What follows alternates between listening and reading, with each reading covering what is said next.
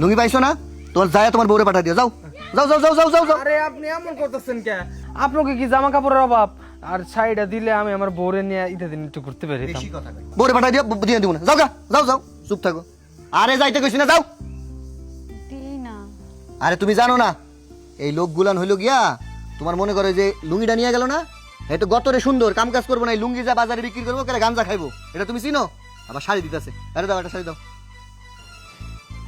আপামনি শাড়িটা অনেক সুন্দর, কিন্তু আমার যে একটা পাঞ্জাবি লাগতো, আমার বাবা অনেক অসুস্থ, উনি এই জন্য আসতে পারে নাই। যদি একটা পাঞ্জাবি দিতেন ভালো হইতো। এই চাওয়া শুরু করে দিছে আর দেওয়া শুরু করে দিছে। এই বাবা, তোমার একটা শাড়ি দিছি, পছন্দ হয়েছে না? তুমি এখন সিরিয়ালে যাও, পিছনে আরো লোকজন আছে, অনেক দিতে হইব, অন্যদিন আইসো আর একটা পাঞ্জাবি তোমার দিয়ে দেবো না, যাও মা যাও। আচ্ছা তুমি এমন করতেছো কেন বলো তো? একটা পাঞ্জাবি তুই চাইছে, তাও বাপের জন্য। মেয়েটা কি অসহায়? পাঞ্জাবিটা তুমি তোমার হাত দিয়ে দাও। যেটা বুঝো না সেটা করতে যাও না, আমি দিতাছি, পরে শর্ট পড়লে ঝামেলায় পড়বো। বাবা তুমি যাও তো, পরে আসো, যাও। এই আপনার আগে আসেন। দেন না, আমার বাজন অনেক অসুস্থ। তোমার না যাইতে কইছি, যাও বাবা যাও। একটা পাঞ্জাবি দিতেন। একটা পাঞ্জাবি দিতেন। কি ব্যাপার, আপনি এভাবে মুখ ঢেকে দাঁড়ায় আছেন কেন? মুখ ঢাকবো না তো কি করবো?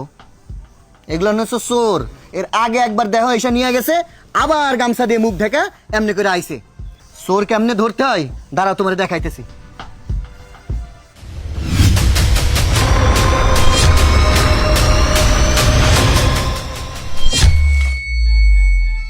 কি ব্যাপার, তুমি ওনার চিনো না?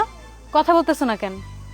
আরে না না, আমি ওনাকে চিনবো কিভাবে? আর তাছাড়া উনি একটা ফকির, ওনাকে চেনার কি আছে? আমি তোমাকে আবারও জিজ্ঞাসা করতেছি, তুমি কোনাকে চিনো? আমি একটা ফকিরকে চিনবো? আমি চিনি টিনি না। তুমি জাকাতের কাপড় দিয়ে দাও তো, বিদায় করে দাও। আচ্ছা চাচা, আপনি একটা সত্যি কথা বলেন তো, আপনি কি ওনারে চিনেন? না না, আমি ওনাকে চিনব কি করে? আমি ফকির, উনি বড় লোক, আমি ওনাকে চিনি না। মিশা কথা কইতেছেন কে আবুল ভাই? থাক থাক জয়নব, তুমি কিছু বলো না, তুমি কিছু বলো না। না, আজকে আমি কমুই। যে সন্তানের জন্য পথের ভিখারি হয়েছে, মেম সাহেব জানেন? এই যে হয়েছে আবুল ভাইয়ের অরুজাত সন্তান, যার কারণে জমি জমা ঘর বাড়ি সব বিসর্জন দিয়ে পড়ালেখা শিখাইছে। আজকে সে মস্ত বড় লোক। আজকাল বাপ রে চেনে না, আর বাপ রাস্তায় রাস্তায় মানুষের দাঁড়ে দাঁড়ে আমার সাথে ভিক্ষা করে বেড়ায়। জানেন মেম সাহেব, শুধুমাত্র নিজের লজ্জাস্থান ঢাকার জন্য আজকে ছেলের বাড়ির সামনে দুই হাত পাইতে দাঁড়া রয়েছে একটা জাকাতের কাপড় নেওয়ার জন্য, একটা লুঙ্গির জন্য। কইবার পারেন এই সন্তানটা কি করা উচিত? এটা কি সন্তান না অন্য কিছু? যারা কিনা বাবা আমার কষ্ট বুঝে না, বাবা মারে বাবা মা মনে করে না, বাবা মারে ধাক্কা দিয়ে রাস্তার মাঝে ফেলাই দেয়, একবারও পরিচয় দেয় না সেইটা আমার বাজার।